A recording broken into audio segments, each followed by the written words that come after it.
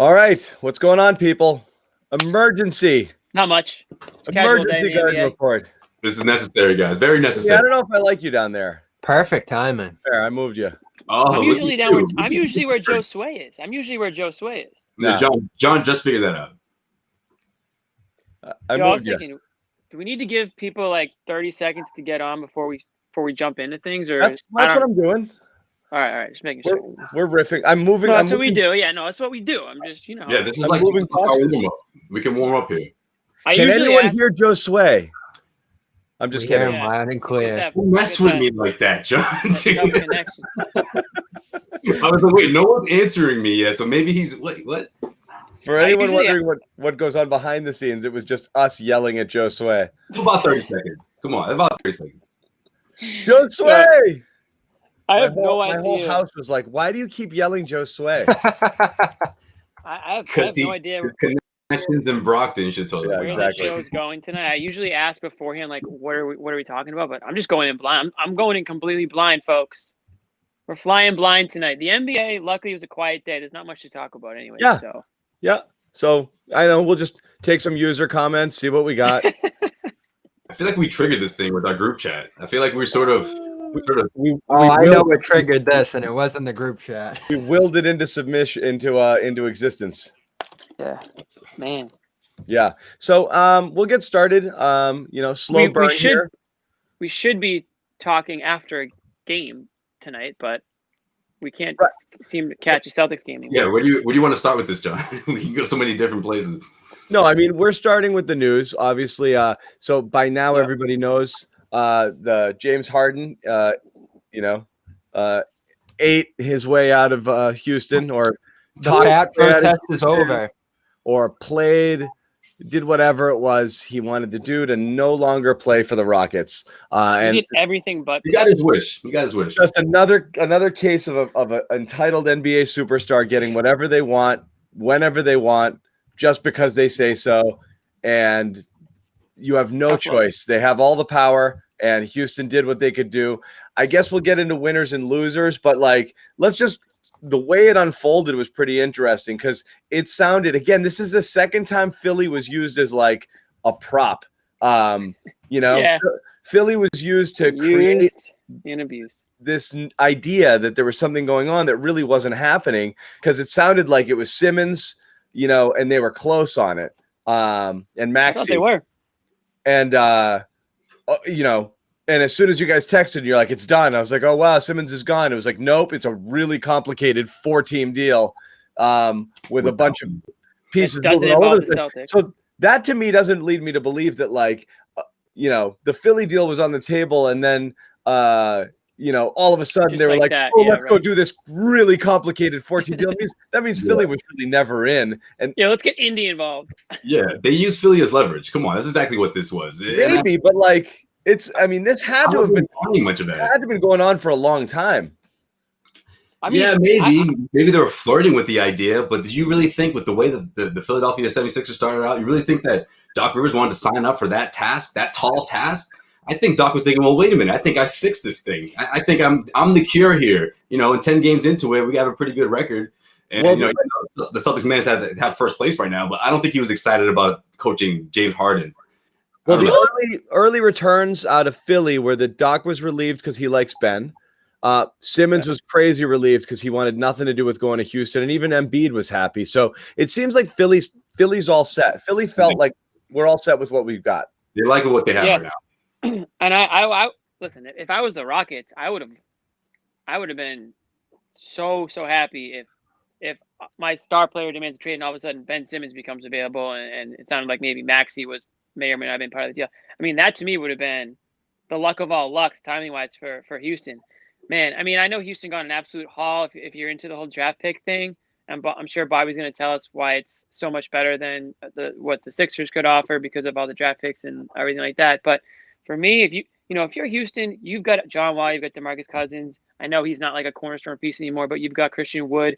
You've got some good players there, and if you were able to bring in Simmons and maybe another guy, you can be competitive. And that to me is, I think, what Houston would have rather wanted, rather than to just do a full rebuild. I mean, man, imagine being a Rockets fan right now and what you're used to watching on offense and from that team, and now all of a sudden you really don't have much of anything at all to really look at least long term with Christian Wood. Before we get into it, let's just break it down just so everybody's got it. Yeah. You're looking at basically the deal, and I want to just pull it up entirely to have the whole thing. But the Nets just get Harden, right? Yep.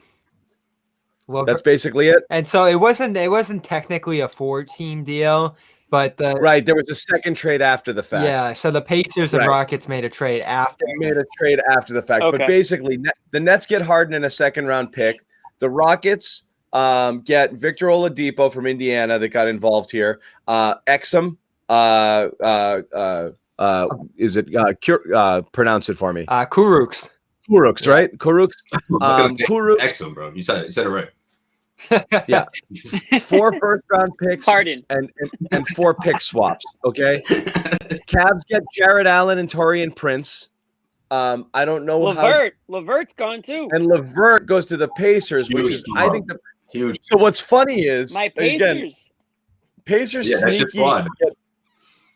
Get better there. And they had been great. You look at them, you're probably talking about them being a top 3 team in the East already, and he probably fits in the mold there as well. So wait. You think they could possibly be better than the Celtics? Wait, Jimmy, wait a second. I thought I was going crazy. Scream at you and call you a lunatic for saying such things. Right. Joking anything about basketball. What am I doing on the show? What am I doing on any show? I'm an idiot. I'm a hater. Explain to me. Cleveland, I don't get it all. I mean, Cleveland's now got. Assets, baby. Cleveland's got Drummond, Allen, Thonmaker, JaVale McGee. Like, what do you need? All of these 7 players. They got big Celtics 2013 energy. The first year of Brad Stevens. And Bolden. They got like 4 7-footers on good too. The Cavaliers have some nice pieces into the future. They were. The question was whether they were going to be a sneaky Harden trade here, but instead they choose to just keep piling up those assets. So who's the winner here? I'm going to go out. I'm going to change my opinion 5 times on this trade. I probably. It's Brooklyn. But I think it's gotta be Brooklyn. I think both Brooklyn and Houston lost this trade. Believe it or not. I really do. I don't know that Brooklyn is market. I really do. This isn't the final team we're going to be looking at with Brooklyn either.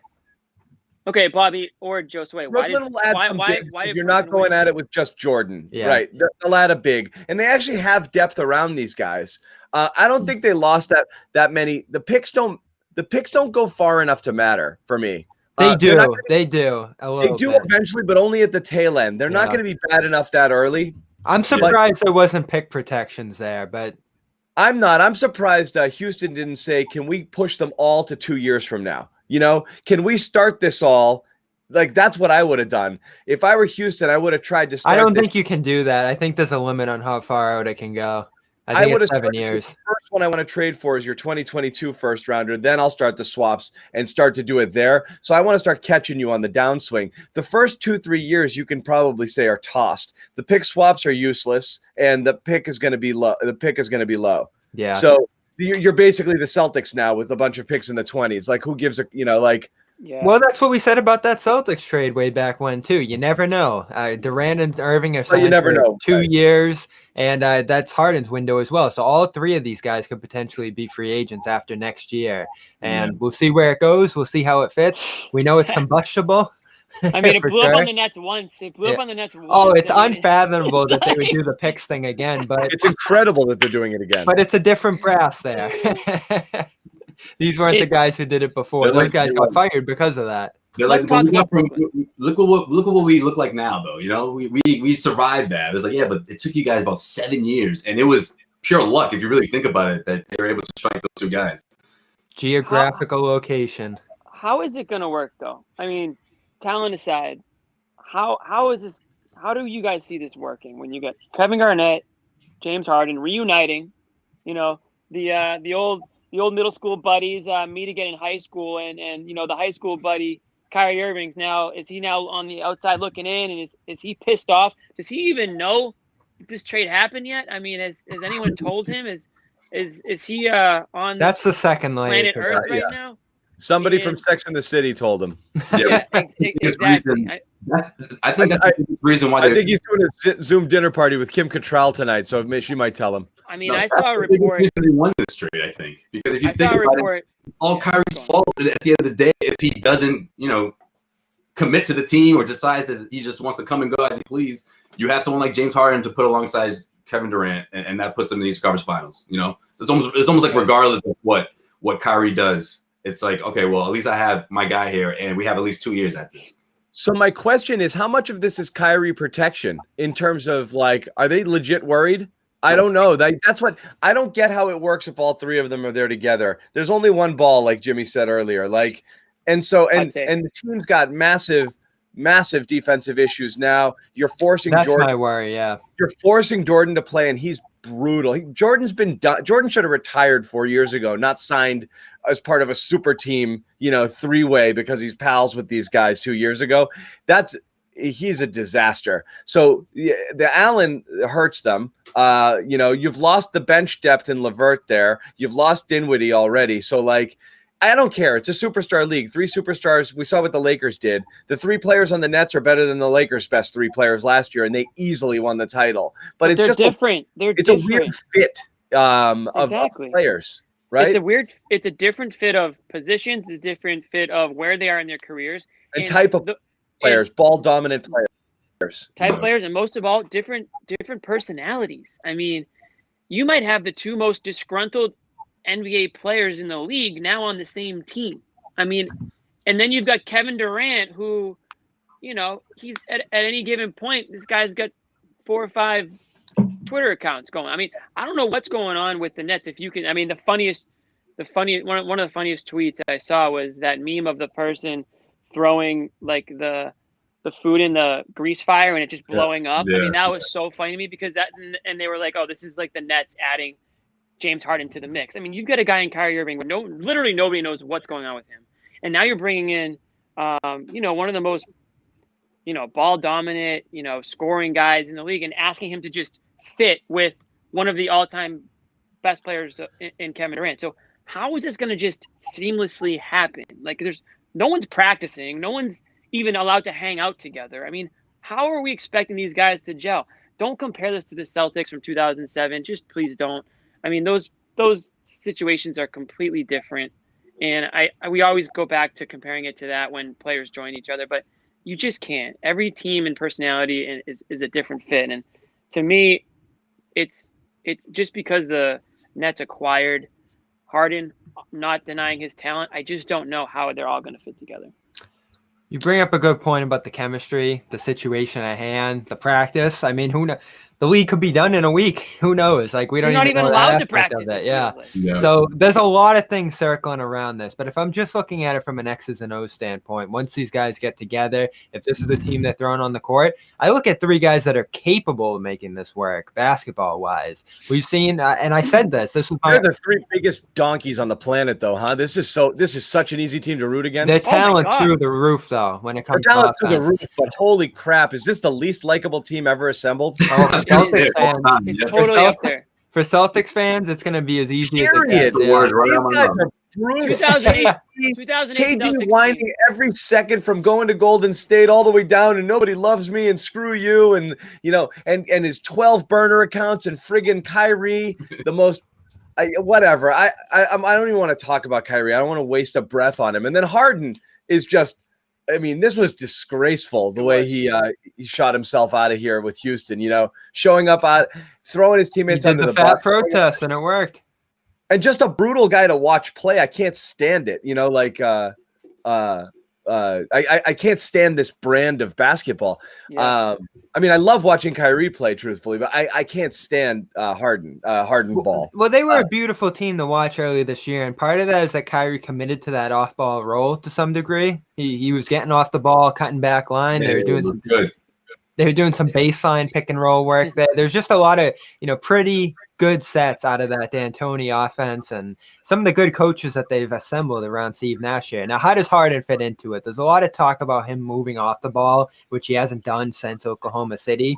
I've argued that he's capable of it, but I think the way this actually works out is Durant playing a center type role, having him play kind of like a Dirk pick and pop, pick and roll game, play off Harden's gravity on the ball. That's wasting Durant, though. You really want to toss Durant at the 5? Really? That's not a waste if he's the best of all time at that position. That's sort of the foregone conclusion for the next stage of his career, right? I mean, not to say that he's approaching that stage, but I mean, he's going to have to adapt a bit when he gets a bit older. So why not adapt now? Yeah, I'm with Bobby. Who's the best player of these three right now?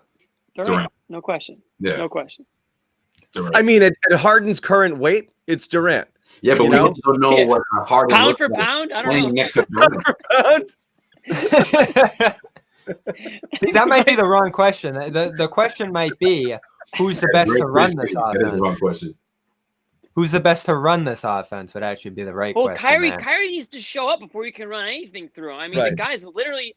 Yeah, I mean, that's the question, but I'm just talking if all these guys are here, if everything's in place. I can't predict any of the other stuff. Watch, somebody just said this. I was thinking of this earlier. Yeah, no. Seriously. People not even close. I know, I'm kidding. Kyrie was killing it. I mean, we have questions now, but on the court, there's no question. Bobby doesn't get jokes. Thunder reunion.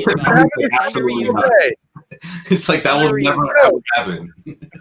People forget Jeff Green's actually on this next team too. He was in Oklahoma City with Durant and Harden. So I mean, really, who would have thought all these years later these guys are bringing the band back together? Roy Wings.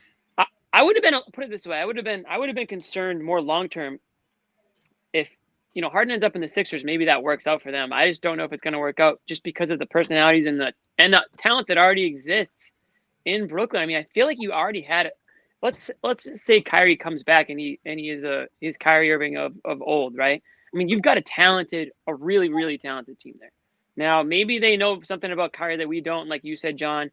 You've got an insurance plan in place now. But still, what do you do with Kyrie? I mean, his value is who's going to trade for Kyrie right now? I mean, you don't know what you're getting at this point. But we haven't even I think the better question is what Kemba going to look like when he comes back for the Celtics? How does this team match up against the Nets? I don't know, guys. I think the team that we saw them face in the beginning of the season, I think they're a bit scarier in terms of for matchup purposes against the Celtics. But again, that's the big if for the Celtics is Kemba. Here's the thing. One thing that I saw today, somebody tweeted, it was a report that Kyrie was very upset that he was not included in the decision to hire Steve Nash. Do we know if that was real? I didn't see anything on that. Yeah. I don't know if that's real, but let's assume the guy works for SNY. That's in New York. For the sake of argument, based on what we know about Kyrie Irving, based on the fact that he has feelings for just about everything, let's assume that he had some feelings. And we already heard his comments about, we don't even really have a coach this year. We're all kind of coaches. Let's assume that he wasn't thrilled. How thrilled do you think he will be, assuming he had nothing to do with the Nets bringing Harden to Brooklyn? How is he going to react when this guy, if he does return and when he does return, how is his role different? And how is he going to be okay with that? How does Durant? I also wonder, and I would expect that Durant was probably asked about this, so I'm led to believe that Durant is cool with Harden coming onto the team. I don't think they make this trade without running it by Durant. I don't. I wonder if they told Nash. Nash we know doesn't hear anything. He'll hear it from somebody else. Yeah, I wonder who has more power in that locker room, Joe Harris or Steve Nash. That's a real question there. It's a complicated situation for sure, but I look at the talent there, and I know I've been them far. 5-6 start, the defense has just been a mess, and Irving is popped off already. But I think the talent's there. I think they're going to be able to make it work. It might not be pristine the way I envision it possibly being. This could just be a LeBron, Kyrie, we're all trading off on the ball type of thing. But we've seen teams that don't get along the best make the finals at the very least. And we've seen teams that don't look the best schematically just get by on talent. Can we get into Kyrie's head for a minute? Okay. Now, forget. I'm not even talking about the walking away. We couldn't even try. I'm not going to bother with what he walked away for. Again, I'm not giving him the benefit of the doubt, but I also don't care. Like, it's not. Sure. I'm at that point too. Let's just get into, if you're Kyrie, okay, just the arc of his life, okay? He plays with the most selfless player of all time, who tries to make his teammates better. And sure, maybe draw some attention to himself. But I mean, who doesn't want to play with LeBron James? Okay, you win a title, and what does Kyrie want to do? Get me the F out of here. I don't want to play with this guy. So he comes to Boston to be the man with younger kids, and he F's that up, and he's like, no, pairing with a superstar is what I want to do. It's going to be me and my boy, and we're going to be co-equals, and we're going to go somewhere else, and we're going to make it our thing. And he gets there, plays 2 games, goes on a friggin' walkabout, disappears off the face of the earth, and before he resurfaces again, they friggin' trade for Harden, and now he's the 3rd wheel on this team. He's the 3rd guy. Which is why we knew he wanted no part of this deal. Dude, but think about it. I mean, we knew he didn't want maybe that's less time on the court for him, which appears to be what he wants anyways. I don't know if this guy. Oh my God. I don't know. I really don't. I mean, I don't know. I mean, you'd say let's get into Kyrie's head. I literally cannot get in his head. I mean, was that real? He was on a Zoom call during that for like an AG candidate, progressive AG candidate in New York, hosted by Cynthia Nixon from Sex and the City, who ran for mayor. Oh, all right. So that's where that reference came from. That's what it was. Cynthia Nixon hosted it. She's the one who ran against de Blasio for mayor, who was on Sex and the City, and she hosted something for some progressive political. That's modern politics. And Kyrie's just sitting there like, yeah. That was the thing. You can absolutely do that. Who cares that he did that? Playing basketball or not playing basketball? The perfect comparison. That's fine on its own. The perfect comparison was a kid who skips school, is out running around town. Or college is probably more preferred here. You're on campus. All of a sudden, you walk by, you skip this professor's class early in the day. They see you, and you're just like, oh, they got me.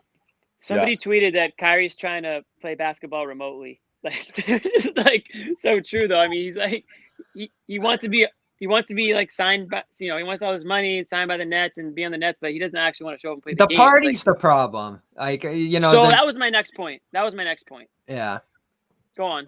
So the party's the problem. The Sex and the City AG thing, like whatever. Who cares about politically engaged? Who cares? It was during the game. Of course, that's important. Well, he was out as of like 2 days earlier. So like, it's not like I don't even know why he's out. First of all, but at least you should be logged on to the game. These are your teammates that are taking the court because you're out doing whatever, God knows what, and you're on a Zoom call. Guess what? You could probably record the Zoom call, watch your teammates, watch the game, be logged in. You want to be this know-it-all player and coach, and you're out there on Zoom calls while your teammates taking the court without you. And for why, we don't even know, so we won't get into why, but. Anyways, Bob, go on. I think you have a point there. I think you do. For me, if they knew 2 days earlier, and this goes back to the first game that he missed, them not knowing, that's the real problem here. Once it was announced, once it was figured out, that doesn't become as big of a problem, whether it was at 7:30 or 6:30. If it was at 6:30, would have mattered. The problem was he was in a club, no mask, doing the Dougie, and pretty much matching what James Harden absolutely got eviscerated for to begin this year. Being in the club, especially during the height of this COVID spread, now facing a quarantine, now going to miss more time, probably 3 more games with this team from a quarantine that he'll be subject to. That's inexcusable. And any player, and I've said this, that's in a club, in a bar this year, should be suspended 10 to 20 games. Serious suspension. Oh no! I mean, we're not going to have a. Bob was a lot of fun at parties. We're not going to have a season if this is what players are allowed to do. I would cut off their hands. What did they find Harden in the end? Like $10,000 or $40,000, something like that? Like, this has to be a discernible punishment for players that do something like that, because we're not going to have a season if players aren't following protocol. I know they're talking about banning high fives and post-game conversations. That's not as big of a problem as a guy being in the club without a mask. That was brutal. He deserved all the criticism he got for that. Forget the context of whether he's in or out. If he was on the court playing right now too, it'd be just as bad. That was just inexcusable. And I ripped Harden the same way for that. Nobody can be in a bar this year. No one can be in a club this year. If you do, there's going to be a huge punishment. A lot of them you sound like a guy who's never been to a party. You're the guy who's worried about him being on Zoom. I'm just kidding. No, what you're saying is 100% true. Super selfish. I mean, super I think the biggest thing is leaving the team and not telling his friggin' coach. Like, Just watch this whole, like, again, this is the whole, and again, we're doing it. We said we weren't going to do it, but like this whole duality, bipolar nature of his personality, like he gives $1.5 million to the WNBA and donates a ton of money to different charities. And then he calls the media pawns and doesn't call his coach to tell him he's not going to play. Like you respect people or you don't respect people. It comes one after another too. It's back and forth. I'm really cerebral, but I'm not really ruling out the fact that the earth may be flat. Like he's a constant contradiction. So it's really hard to take anything seriously because some of the stuff he does is impactful and matters, and he might be thinking of things deeply, but then he also does the dumbest shit that's so hypocritical that it almost washes away everything else. And then he's like, you guys don't get it. You just like to talk about stuff. I know what's real. And then like, here we are with this. It's so tired. It's such a tired thing. But see, that's the thing. That's why they had to get someone like Harden, because Durant wants to get another title. Durant wants to prove that he can do this again. And I think it means a lot to him. And those conversations that are reported between him and Harden, there's much truth to that. They were talking about getting together in Brooklyn. Kyrie didn't want any part of that. And then I want to know what all of these guys think right now. The recent report saying that these two aren't even, that they're a bit distant, that they're saying out of Brooklyn, that Durant and Kyrie, because Durant must be thinking to himself, like, are you with us or are you not? Like pick one, And if you're not with us, then what did we sign up for? What changed in the past, 6 weeks when they looked like they were, when Bobby and, not to point out Bobby, but everyone was saying that this team could go to the finals, no question, or win it all, give the Lakers a run for their money. They still could. I don't ultimately think this is going to be something that derails the team. I can't get inside Durant's head, but he didn't seem to care all that much when they asked him at the presser. He probably knows why he's away, and they have it figured out on their own. We know that Kyrie's more in the loop with Durant than Steve Nash. I don't know if that's because that was the preferred choice, but hey, this is using this nickname regularly. This is ultimately what they signed up for, though. I guess before the season started, I'm like, that's perfect. Yes, that's what he's doing. Kanye Irving is on point right there. Kanye Irving is good. That is the definitive difference between this team. I still think the Lakers are the favorite to win the title over this team if they potentially comes down to that, because they have a real coach who's actually scheming, who's actually involved and making things happen there. Like Frank Vogel didn't get enough credit for what the Lakers did last year. D'Antoni is obviously the X's and O's guy here, but Vogel seemed to have a bigger voice in the room, a bigger, leadership position among the players out there. And they built a great committed defense off of that. So the biggest question here in Brooklyn still, I don't care about Irving in the club. I don't care about the offense. The offense is going to figure it out. Is this team going to defend? That's what it comes down to, and they haven't yet. So the Lakers are completely different than the Nets. The Lakers are a team. They have structure. They have leadership. Say what you want about LeBron James, but you won't find a better leader in the NBA than LeBron James on the court or off the court, in my opinion, in the last 15 years or whatever. I mean, however many years you want to go back. Recent, it's LeBron James for me. And you talked about the coaching. They have everything it takes to win a championship. The Nets, all they have is talent. They have no structure. They have no leadership. They have no coaching because their players don't even communicate with their coaches. And that's really bad because you guys have all been on teams. Well, maybe not Josue, but you guys have all been on sports teams growing up. And really, I'm the one. You want to have a good relationship with your coach. Doc, the reason why players love Doc Rivers is because he's almost like a father figure to a lot of these guys. So I'm not saying that Steve Nash needs to be every player's father or any coach needs to be every player's father or anything like that. I'm just saying you want to have that type of relationship. You want to be close to your coaches. And it's clear that if Kyrie Irving just bolts and doesn't even have the courtesy to say, hey, coach, I can't play tonight. I'm just not feeling it or something came up. I mean, that really tells you a lot about where this team is right now. Well, I mean, what are you talking about, Jimmy, here, ultimately? Like, could that be something that... By far the most fans in the chat, by the way, today, by far. I've been on, what, over a week now? It's been a while. By far the most fans. I'm getting a lot of hate for the background. I mean, Josue went to the Celtics game. He was going to be reporting live, and then they canceled it. He was the first, like, first day of school. He's the first media member there, and they're like, you got to go. Bro, 0 for 2, man. They're trying to kick me out of there. I'm like, but can I just, all right.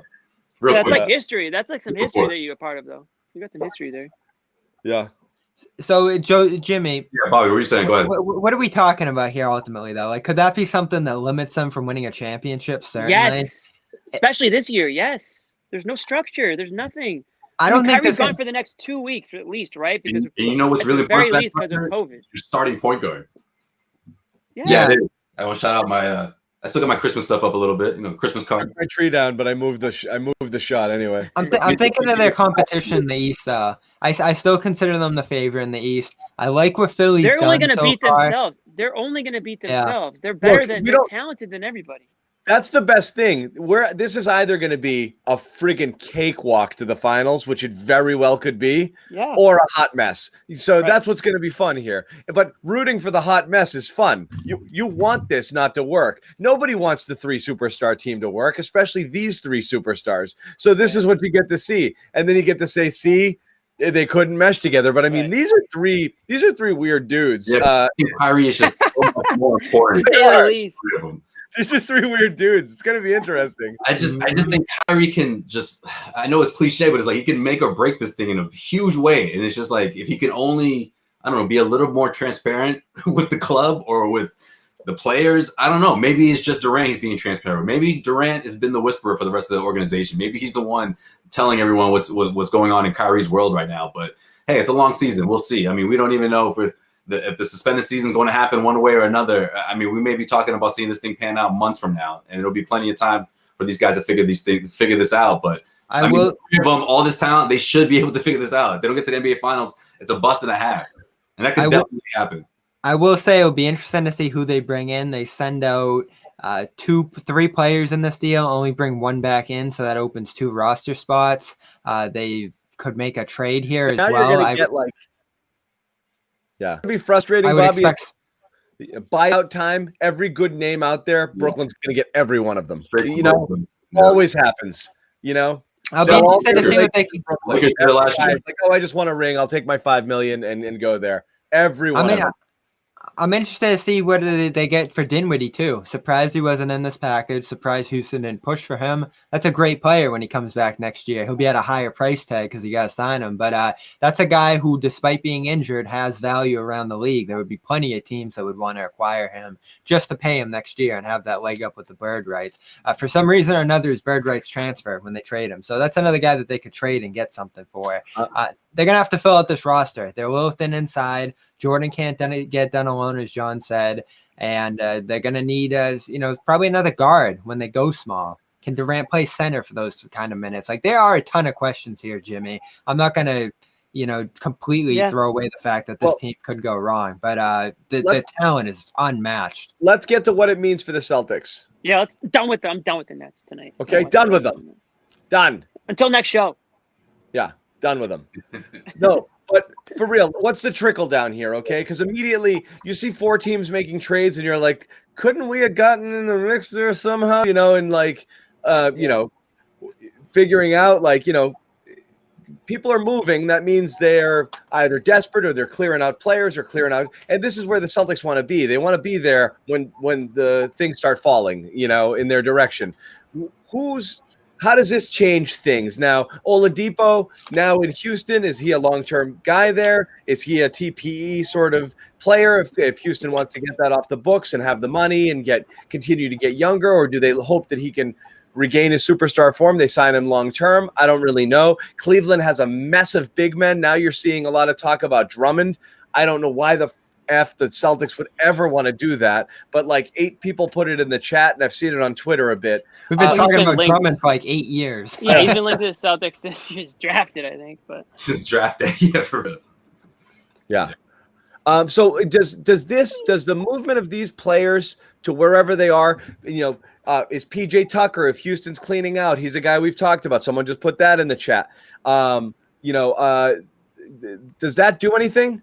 Is there anything out there off of this trade that you guys see? Bobby's a Tucker guy. Makes things available. Is Houston now? Is Gordon? Is he more possible? Or are they trying to hold on to some of those pieces? I don't know. That's what I'm kind of interested in now. What's the fallout and how might it impact the Celtics? So if Houston's stacking up picks and it just ultimately becomes a player for a player thing, I don't know why you wouldn't go after Tucker. The Celtics have no reason to draft players for years to come with the amount of young players that are in here. The question would be, who would you trade? I guess it would come down to Semi Ojeleye or probably Javonte Green, one of those two.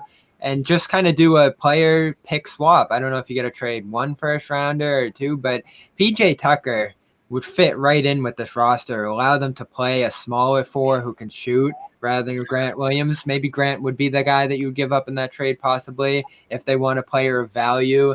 I've wanted him for a long time in Boston. Now, is the production the same as it was 2 years ago? No, but the guy still defends like crazy. He could change the image of your defense. You guys know how much the Celtics defense to start this year is driving me nuts.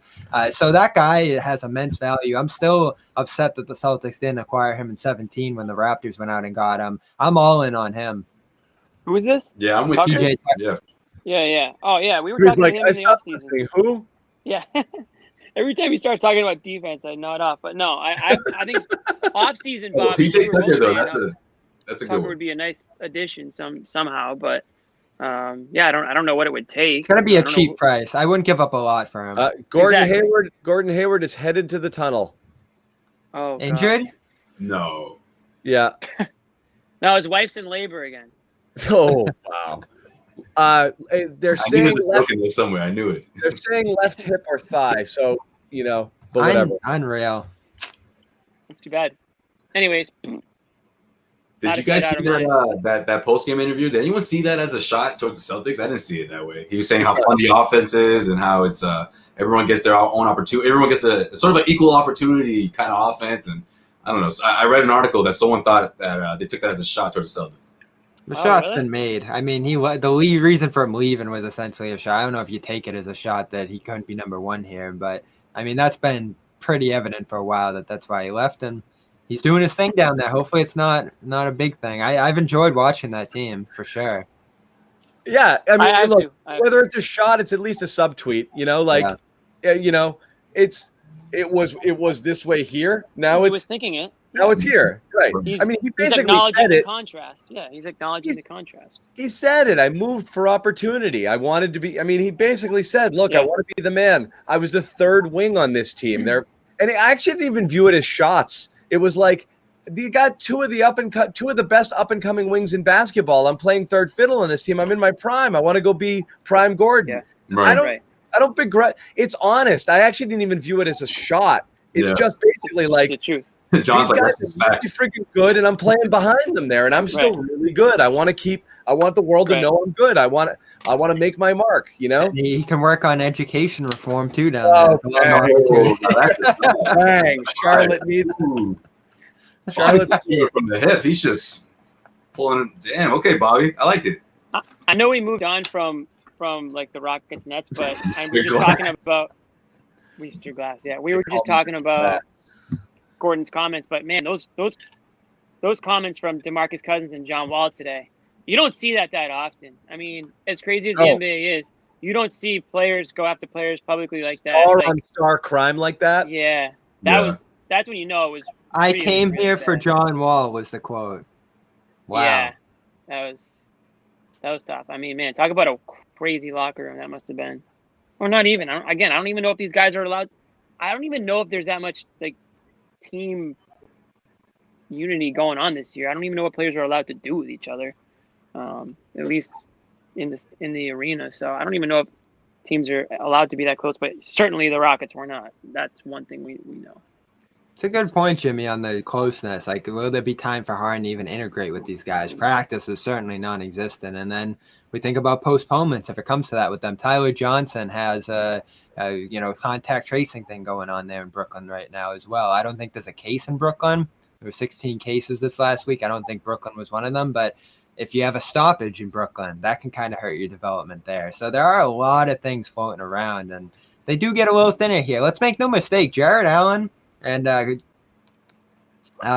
other guy there were huge losses. LeVert, yeah. Those were big time players in their rotation. They already lost Dinwiddie. Yeah, the things started chipping away early on the chair. Not all of it. I feel like, man. I know we joked about it at the top of the show, but seriously, I don't know. I mean, LeVert could really pop off. The East is really good right now. His offense could really. Brogdon. Yeah, exactly. Playing off of Brogdon, that could really push him up to another plateau. 22 plus point score. Who knows? I mean, between him and Sabonis, that could be the next up and coming duo that's going to be rivaled against Tatum and Brown. What's up with Kemba? Is he going to play or what? Or if the Celtics ever play again, will he be on the court? The Celtics are never going to play again. I think there's a decent chance they play Friday. Now, does the league play? I don't think Kemba's going to play Friday. He didn't practice yet, so I don't know how he would be ready to play. We might be another week out on Kemba. I do think the Celtics, though, could be ready. But yeah. Well, the plan was to ramp him up in practice for a week and, have him at shoot-arounds and all that stuff. Yeah, they didn't practice all week. So he's at least, 4 days out if that's the amount of practices he would need. So this is entirely speculative. They could play on Friday. I think they could. Speculative. But they haven't called it yet. They called the other games early. They knew it. Yeah, the Magic are on Friday. I believe it's in Boston. But I don't know. I thought it depends if you count Friday as a day. It's that whole is today a day? End of the day or the beginning of the day? Yeah. If it's 7 days and Friday counted as day one, then they're not eligible. Then they are eligible. But if all of those guys went into the protocol on Friday. If day one is Saturday, then they're not eligible. So I'm still not sure because then it'd be Saturday, Tuesday, Wednesday, Thursday. Friday's the 7th day. They got to clear Friday to be able. Well, their exposure would have been Friday in that game. Yeah. So Friday to Friday is actually 8 days. Yeah, it's that whole. Is today a day? People came. Wait, how many days are in a week? Right. Really only 2 days. That was a Seinfeld bit. It's going to be that wacky skeleton lineup on Friday, though. Is that still true, or some questionable guys like Tristan and Grant? Yep, they were the guys who went in early. Were eligible to return. So that would have put them over the 8 threshold. Damn, that means less Taco. I was hoping to see more Taco. But you'd still be screwed because your wings, you still have no Ojale, no Javante, no Jaylen, no Tatum, which means you have to see Nesmith. That's the one downside to the games being canceled is they had no choice but to play him 30-something minutes a game because they did not have another wing. It was 5 guards and a couple of bigs. That was it, It was Pritchard, Smart. They had Waters. Half of their team was under the 6'2" and shorter. If we're gonna put this in perspective, like where they're at right now, Grant and Tristan went into the protocol on Thursday. Oh, it was Thursday. Then they should be cleared by Friday. Yeah, and then Semi, Jaylen, and Green's exposure was on Friday during the game against the Wizards. So that would be their retrospective day. If they didn't test positive, there's a chance that their 7th day could be Saturday this week, off that Friday. So Grant, Tristan, if they didn't test negative, if they've continued to test negative, come out of this program after 7 days. Same goes for the other ones who quarantined. The only positives we know of are Rob and Tatum. So Rob's would be up 10 days after Wednesday, which would be sometime this weekend. And then Tatum's would be 10 days after Friday, which would be after this weekend. So if they test negative at some point, those could be as much as 2 weeks for the positive guys. So they could get enough players back. The league wants teams playing with 8 guys. The Sixers actually had to do it with 7 guys last weekend when they had injuries going on. The league actually nailed them because they think they made up the Simmons injury. But they don't want to postpone games. And at this point, they've postponed 7, including these 3 Celtics games. And we have this question, do you just keep postponing games, keep making the spread more? Because it seems like a quarantine at least spread from Tatum to Beal. And then the Wizards had positive cases after that. They had played the Suns, who are now quarantined. And you have an Atlanta game. So, there's evidence here that teams playing each other is spreading this thing because the testing's behind. Well, it's also just what they're determining is a close contact. You play a game and they don't call it a close contact, but you shake hands and you hug a guy after the game and it's close contact, or you sit on the bench with them for a while. So they're just kind of guessing. They've decided that on-court contact does not constitute close contact. And that's in doubt now, too. The Athletic. And now I just read the Athletic article, which is they don't know that that's the case. So, right. And if that's the case, it's bubble. It's bubble time. Right. It's shut it down and bubble up, Which come up with regional bubbles and then come up with a playoff bubble.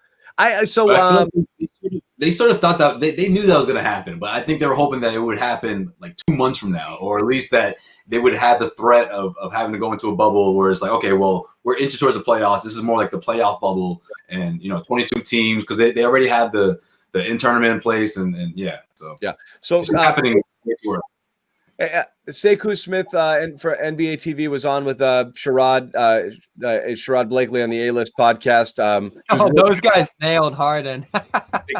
Great podcast, great guest. That guy's terrific. But he thought his full, and I agreed with it because I was listening at the time when they were recording. I think you tough it out as best you can, do what the NFL did, and just try to survive. And then, live with imperfections and cancellations if you have to along the way, and so be it.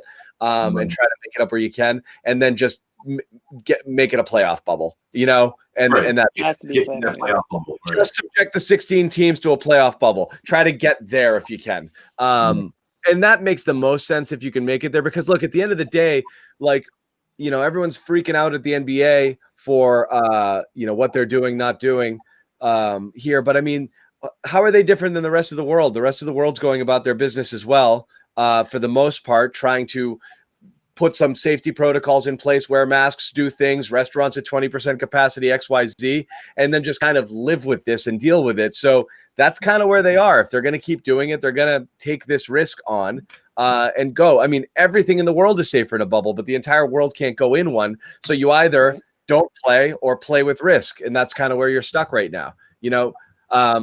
I personally think, and again, I don't know, I get it.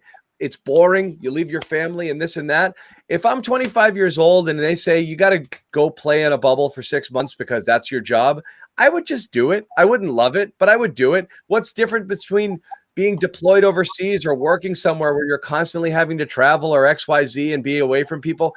Sometimes that's just what the job calls for. So I didn't think it was ridiculous to play a whole season in a bubble. I might have tried a 60 gamer and keep it really tight. Maybe take a break, let people go home, come back for playoffs. I don't know the best solution, but at this point they're in it. I don't see any way out until you get to the playoffs, and then maybe you can bubble it up again. Yeah. The difference is these are players who are entitled, and some of them are very entitled. Some of them are very rich. But they're young and they want to certainly not. They want to live their lives. Of the same mindset of the troops. So I think that they're going into with a different mentality there. But you're right that there's a lot of people in this world that would go live in a Disney resort for 6 months and get paid millions of dollars to do it and play basketball. And if they have to Zoom in with their family members from time to time, so be it. Like you said, John, a lot of people are making sacrifices right now. So if that's what it takes, then that's what it takes. And guess what? They can also opt out. No one's forcing them to go, right? So we saw that happen last year. Some players opted out, and that was their decision. And I'm sure that they're happy with their decision that they made. So, and the ones who went to the bubble, I think they all enjoyed, or I don't want to speak for everybody, but I imagine it was a success. It looked like a lot of them were having a good time in there, and it was from a product standpoint for the fans, it was a blast. I mean, it was some of the best basketball we've seen. So we already know that it works. So I think, one difference. Commenters can tell us this, but there's something detrimental. Hear Bobby, can you? I can hear Bobby. Yeah. So there's something detrimental to not having games for a week, like the Celtics just did, and then the whole league and different teams getting taken out of action for multiple days. Like, fans just look at that. Like, I know I kind of and just said, screw this. Like, this isn't going to work. We're tuning out. Like, the Celtics season isn't even happening for as much as we're concerned. And that's the big loss right now to these shutdowns. Could you have shut down when the Celtics first had this issue about a week ago for a week, cleared these players out of quarantine, come up with the better precautions, as they said here, and really hammer down having backup players? Because the reason these games aren't happening isn't because there's COVID cases or quarantine players. It's because they don't have enough players. And why is the G League doing a bubble? I still don't understand this. These are dozens and dozens of players that could be in reserve. The Maine Red Claws could be rolling up in Maine right now training. So when the Celtics have 7 players left, you can ship in 5 players. I can't believe that they're doing this stupid G League bubble.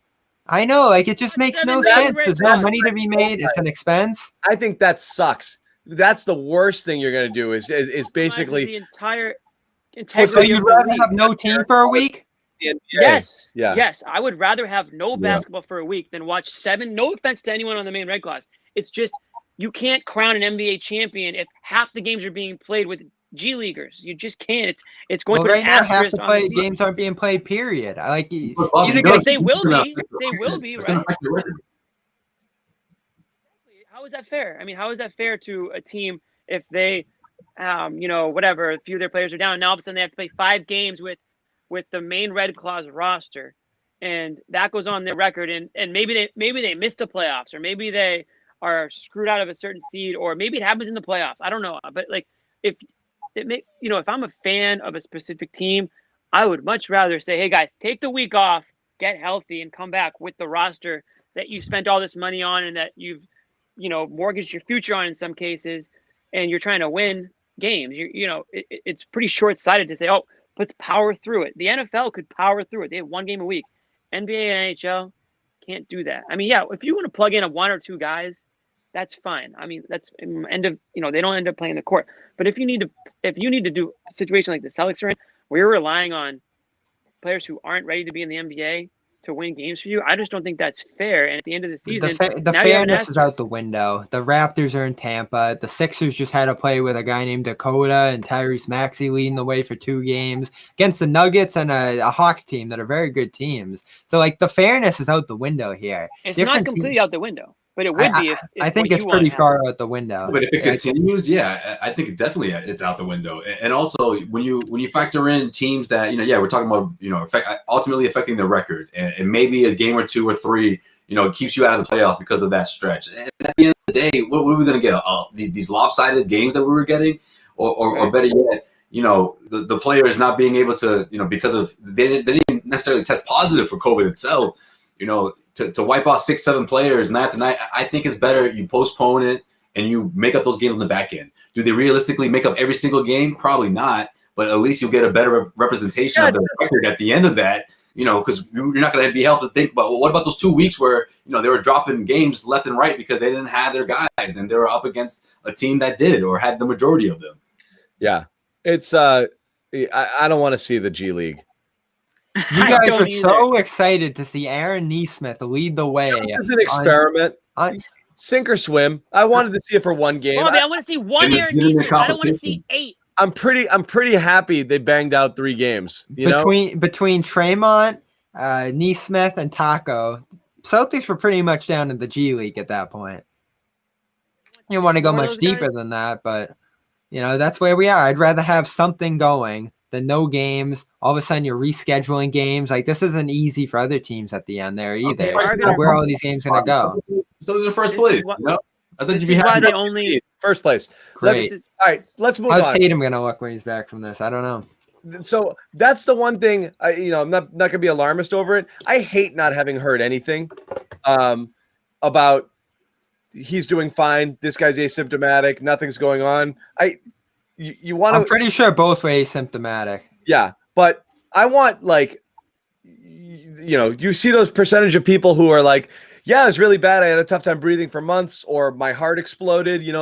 Those are rare cases, but I mean, we saw it locally with Eduardo Rodriguez and a couple of other athletes and this and that. Like, you don't want your star players getting COVID, even if 20-year-olds have largely been able to avoid any sort of both symptoms and long-term effects off it. Like, it sucks having this theoretically running through the team. So it's not something you want to see happen. So I'm hoping, for the best here, but I'm definitely a tad concerned. Rob especially. I mean, didn't he have some sort of blood?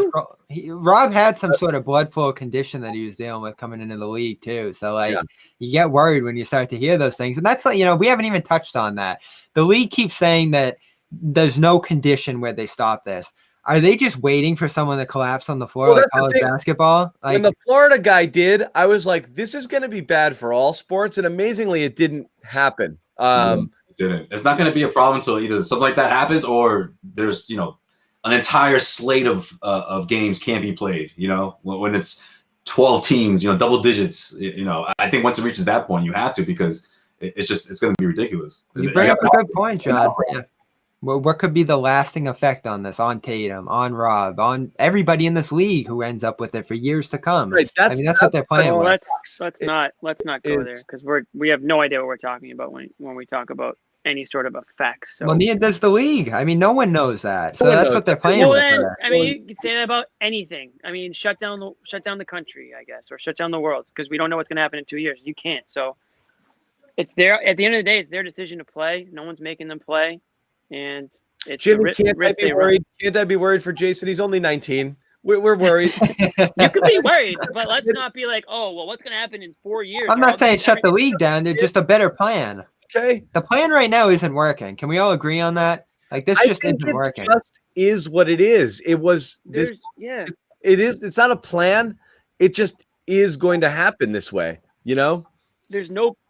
You can't play basketball without getting within 6 feet of somebody, unless you're James Harden, I guess, right? And you're only as clear 40-footer you're only as safe as the least responsible idiot on your team. You know, right? Like, that's the other thing. That's the thing. I'm amazed the NFL made it through the season, because you're talking about 50, 60 people plus the coaches and the training staff. The amount of people in the orbit of an NFL team can be, I mean, you go down there for training camp. Okay. The training camp roster would have 90 dudes on it, 15 trainers, 20 something coaches, PR staff. It's 100 and something people all just mixing in with one another. Media, fans. Good job segmenting them this year and keeping them apart. Scouts, trainers, everybody was apart. And it was an outdoor sport, which helped. Basketball, it's smaller, but it's still, you're as safe as the dumbest person on your team, you know? Who goes and does whatever the hell they want and then kind of walks in around all of you guys, and that's it. Yeah. Well, we gotta consider too, a lot of these guys that are out right now are in contact tracing. Like, all these guys that are out don't have it. And that could be a preventative measure that actually helps us from getting worse down the line here. My bigger issue isn't about guys being out, isn't about games getting postponed. It's that they didn't have backup players ready to go. Bigger rosters at the very least. I think that's what they're going to have to do here to make this a little more sustainable. Because my biggest problem is when a team like the Celtics gets shut down for a week here, like, you know, Jimmy's talking about fair. That's just not fair. All of a sudden you're ramping guys up again and, you know, trying to get back into the flow of things after a week. Like, that's not a season to me. But, you know, we'll see what adjustments they make. So far, no more high-fiving before games, no more hugging after games, and that's what you get there. Oh, and you can't have visitors in the room either. Why was that a thing before? No more hugging, guys. Yeah. Good. Jeez. Act like you want to beat the other guy for once. Gordon Hayward ruled out with a hip injury, strained hip, they said, but whatever, ruled out for the hip rest. Flexor. Celtics curse. He said that thing last night. I'm telling you, he was mean. It was a shot. It was a shot at the Celtics. He was just mean. That just means T-Row. Tenure with the Celtics. Let's just call it what it is. T-Row goes for 50. Bad luck. Okay, it was bad luck. It was nothing personal. It was nothing, you know, it wasn't anybody's fault. It was just bad luck. That's what they'll read in the textbook, you know, 30 years from now. Should they have traded him for Turner? I don't know. That might be a footnote in that chapter. No, I'm just kidding. Indy's looking good. I thought I heard Miles Turner was a defensive force last night. Is that true? All season. Right now, I'm hearing he's second in Defensive Player of the Year conversation. Oh my God, Bobby with the biggest apology cam of all time if that happens. With which one? Turner, Defensive Player of the Year. Oh, man. What's going to be great? Jersey. But he stinks. He can't shoot. They acquire him. We get Bobby a jersey, a Miles Turner jersey. He has to rock it. That's the tough that you keep joking about that, John. They probably couldn't get him right now the way he's playing. 44 blocks in 11 games. I mean, the production's been through the roof on the defensive end for them. I want every Celtics fan and reporter on apology cam then, if that's the case. You got a point for right now. We'll let it develop some more as it continues. But your takes from the preseason are looking good, Jimmy. I still early. Underrated Miles Turner, maybe something like that. Yeah, exactly. Wait, wasn't I the Miles Turner guy? Anyway. Yeah, you were anti a lot of people. It's tough to tell you and Jimmy apart sometimes. John, you were riding on the same highway. We were. John was more like it's okay You're to like push that Thompson, team. you're like That was his main. I was miles over Tristan. You were miles over. Yeah, you were. Yep. From the jump. So was I. Yep. So anyway, just to recap, because we're gonna wrap it up. We've been on an hour. Nets acquire Harden. Nobody knows where Kyrie is. So they're soon going to be teammates. And look up the Celtics. By the way, real quick, that's going to happen. Watch, Kyrie's going to drop something soon. You'll see. Oh, Kyrie's going to be like, I've been here the whole time, and it's awesome, and we're bros, and he's going to pretend nothing happened. Yeah. Oh my God. He's like you said. He's going to spin it, and he's going to blame everybody else, and everyone else is going to feel like an idiot by the end of everyone's the interview. Blah, blah, blah. You know, I know what's real, and people don't know what's real. You dark pawns. Tired of you pawns. It's what we have here, you know, and whatever. Yeah. I'm telling you, basketball, you know, it's like just the greatest like drama show compared to any other professional league. Like it doesn't even come close. Awesome. Like you can't predict this stuff. It's like every season president got impeached and Harden storylines trending topic. Mm-hmm. My timeline was 80% Harden, 20% we just impeached the president. Dropped at the same exact time. Right, exactly. Identical timing. Everyone's like, oh, fuck it, we knew that. Harden, though. This is crazy. This is legit crazy what's happening here. The way that escalated in 3 days was pretty wild, though. It was over the course of 4 games. Oh my God! His production just went out the window. From this country to this league, man. Oh my God! This league. What? The president? No, Harden. Yeah. Oh man! I bet Harden wishes he did it earlier. Just had that 90-second presser that sent the GM running to the trade tables. After 10 games now. He showed up. I love the announcer, though. James Harden with a pregame meal. But, like. That was Channing Frye. And, yeah. But, I mean, my God. He showed up looking again just the way he did. But those 4 games in a row, 15 points, 16 points, 20 points, he was just like, guys, I'm mailing it in here. Is anybody paying attention? And finally, he's like, all right, screw it. I'm just literally going to say it. You know? I'm just going to say it. You're not getting it.